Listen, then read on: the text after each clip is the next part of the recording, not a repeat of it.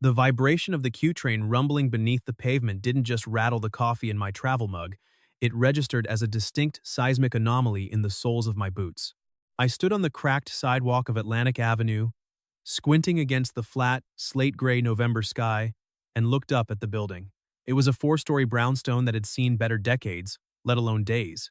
The mortar between the red bricks was dusting out like dry flour, caught in the wind, and the limestone lintel above the main window displayed a hairline fracture that traced a jagged path like a vein of lightning. To a tourist, it was rustic charm.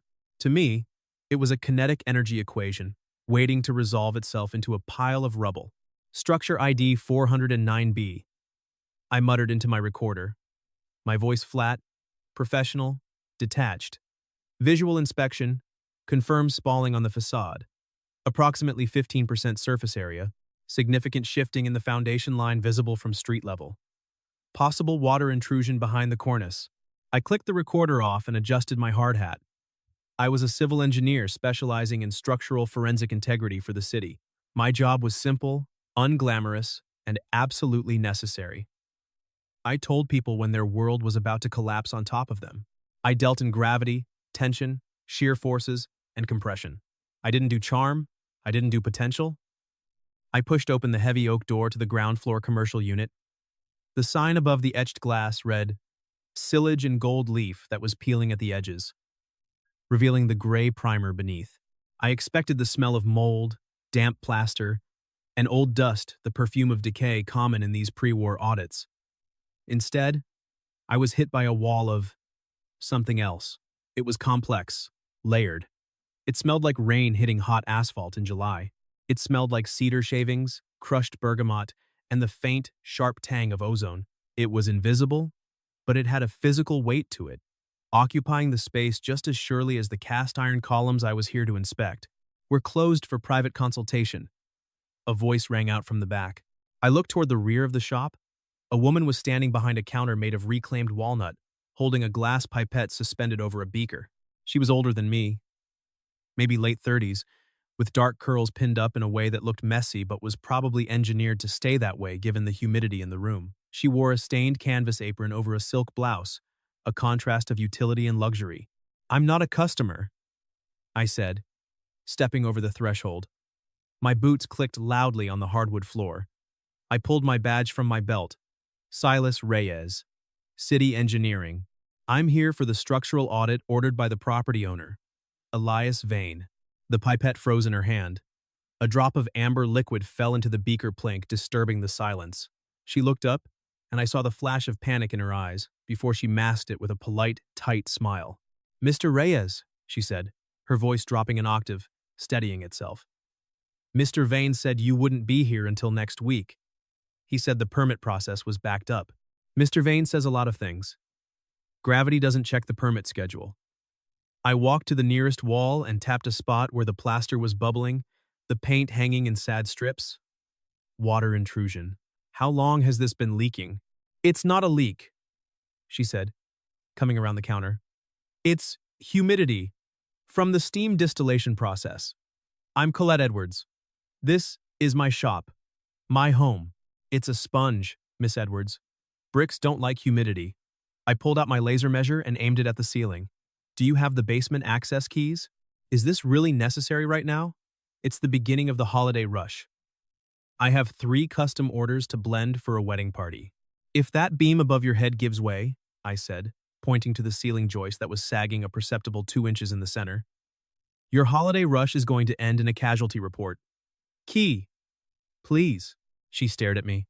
I didn't blink. I wasn't trying to be cruel. I was being accurate. I was the no-excuses realist. If I let her stay open and the roof collapsed, that was on my license. That was on my conscience. She reached into her apron pocket and slapped a heavy iron key onto the walnut counter. The sound was sharp, metallic. "Don't break anything," she said. "I don't break things, Miss Edwards. I just tell you what's already broken." The basement was a structural nightmare. I spent 2 hours down there, my flashlight cutting through the gloom, illuminating the dust motes dancing in the stale air. The foundation was stone, laid 100 years ago. The mortar was turning to sand, crumbling at the touch of my glove. But the real problem, the critical failure point, was the main carrying beam. It was a massive piece of old-growth timber, but it had been notched incorrectly by some amateur plumber decades ago to run a waste pipe. The notch cut through the tension side of the beam, compromising its strength by at least 40%. Every time a heavy truck drove by outside, I could feel the vibration travel up through the floor.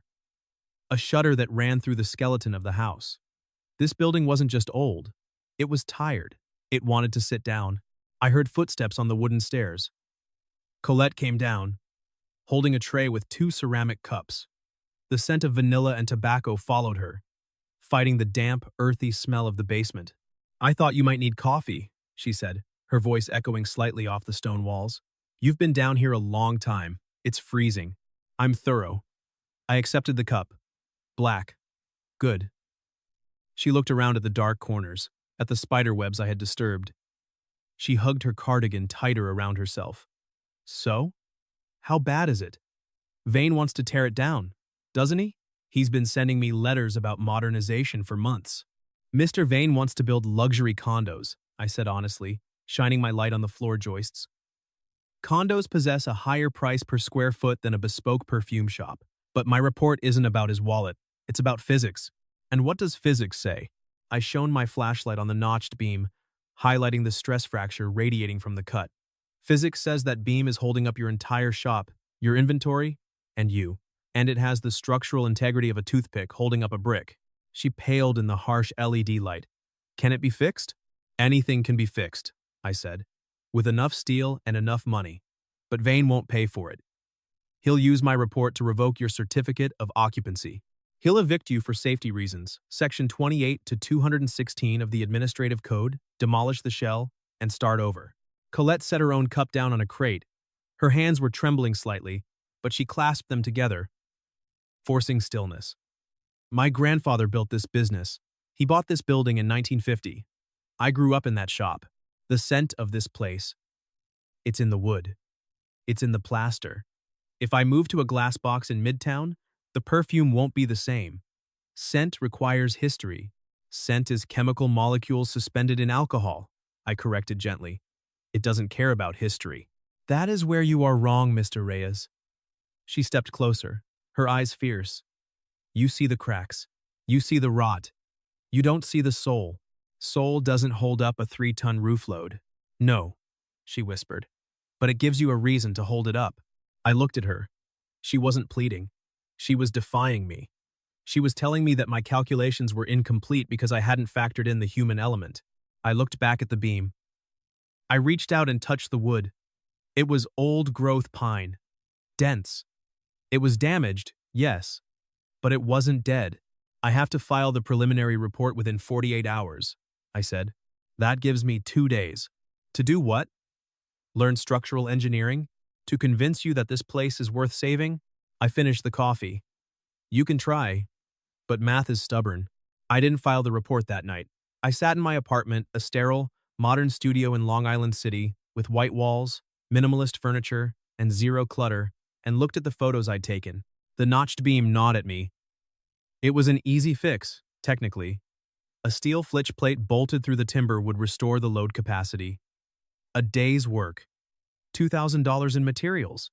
But I was the inspector, not the contractor. It was a massive conflict of interest.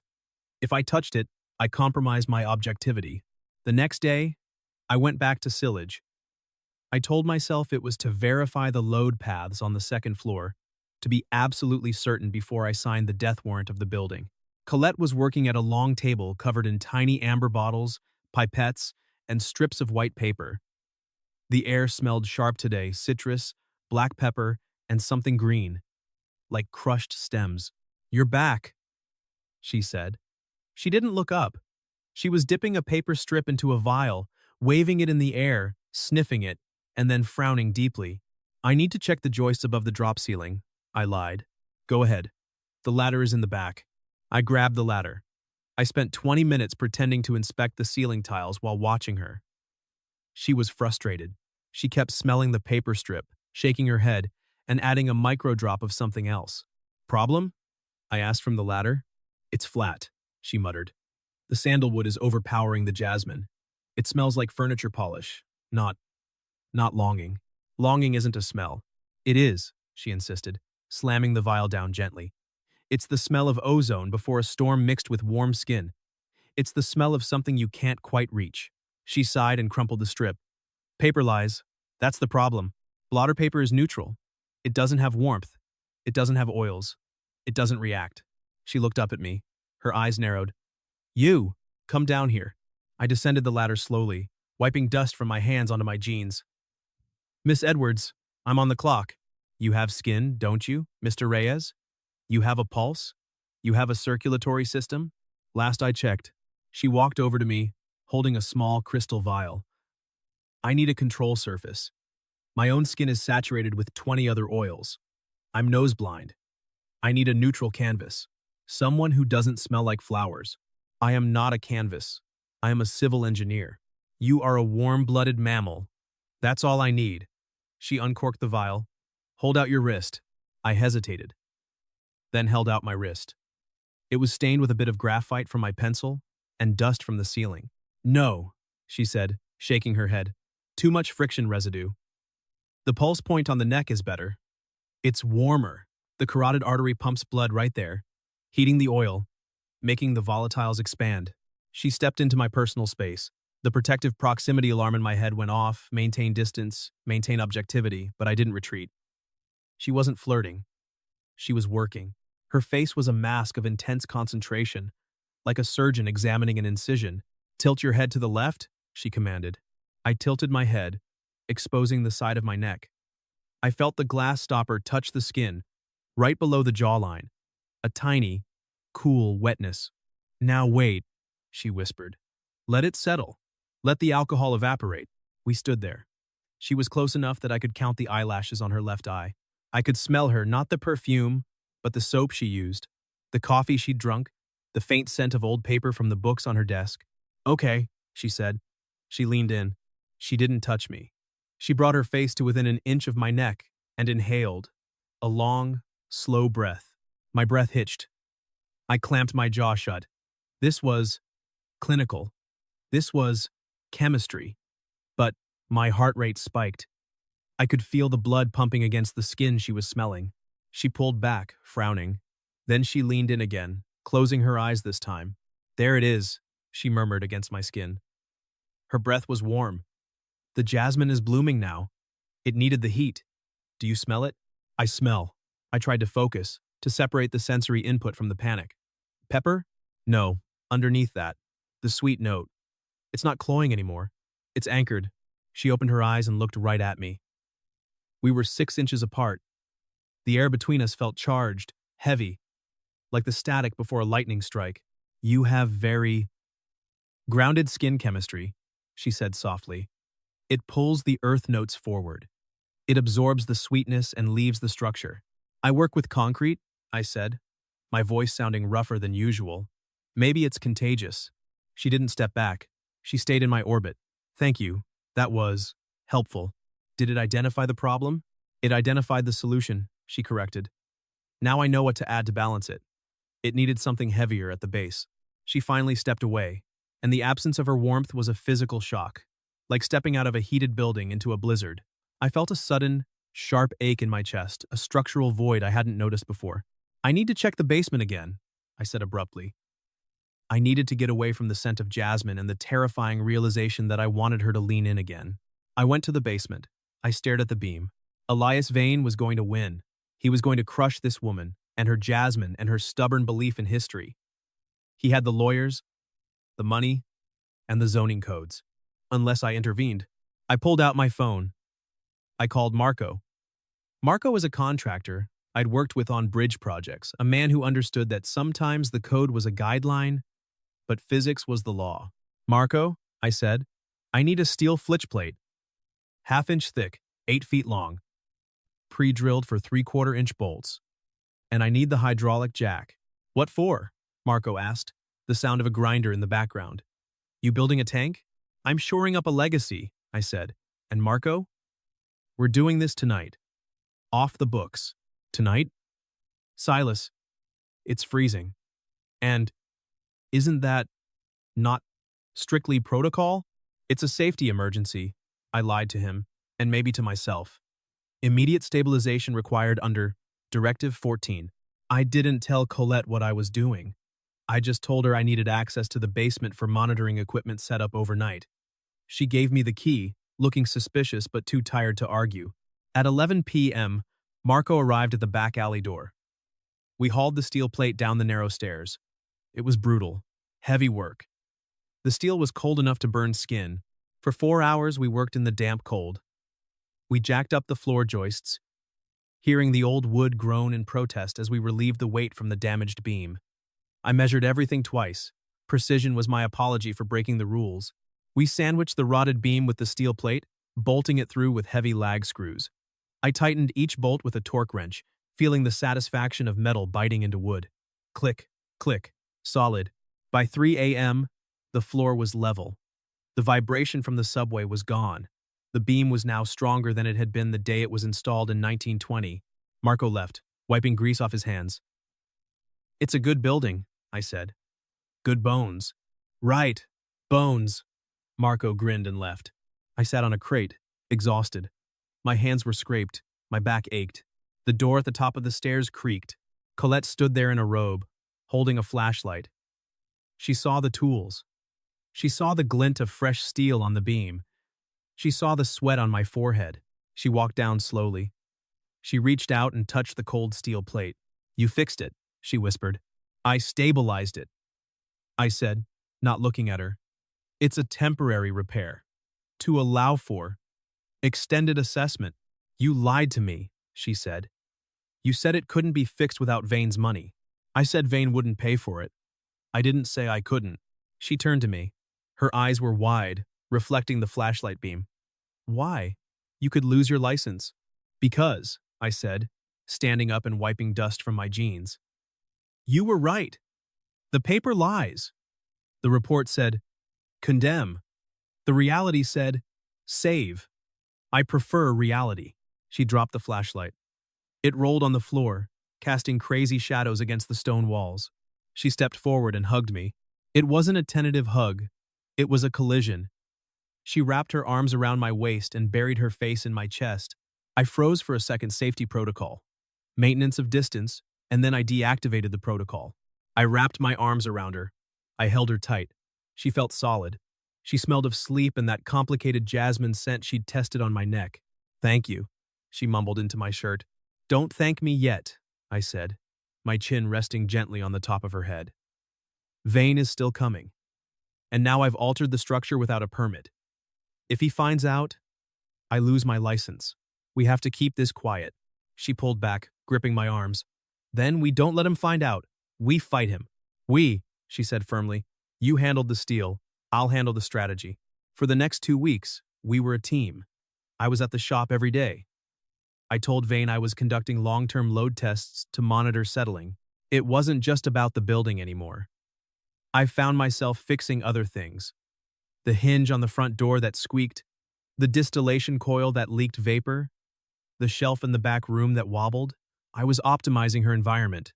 One evening, it was snowing, a heavy, wet blanket covering the city.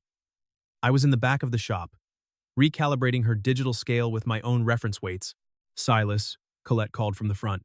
"Calibrating," I replied. "Come here, please." I walked out. She was standing by the window, watching the snow fall. The streetlights created a halo around the flakes. "It's beautiful," she said. "It's precipitation. It adds weight to the roof." She laughed. It was a warm sound. "You are relentless." "I'm practical. Come stand here, just for a minute. Stop fixing things." I stood next to her, close. My shoulder brushed hers. I didn't pull away. "You know," she said quietly, "that day I smelled your neck." I lied. I looked at her, startled. "About the jasmine?" "No. About why I did it. I didn't need a control surface.